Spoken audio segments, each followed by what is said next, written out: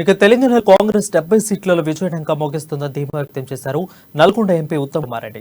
AICC అగ్రనేత రాహుల్ గాంధీ ప్రధాని అయ్యేందుకు 5 రాష్ట్రాల ఎన్నికలకు మొదటి అడుగు పడిందని అన్నారు.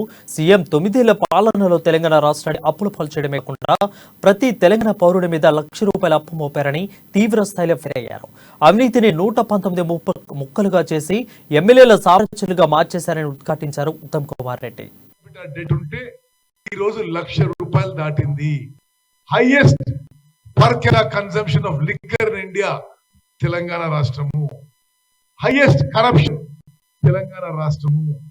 హైయెస్ట్ ఫెయిల్డ్ ప్రామిసెస్ తెలంగాణ రాష్ట్రము.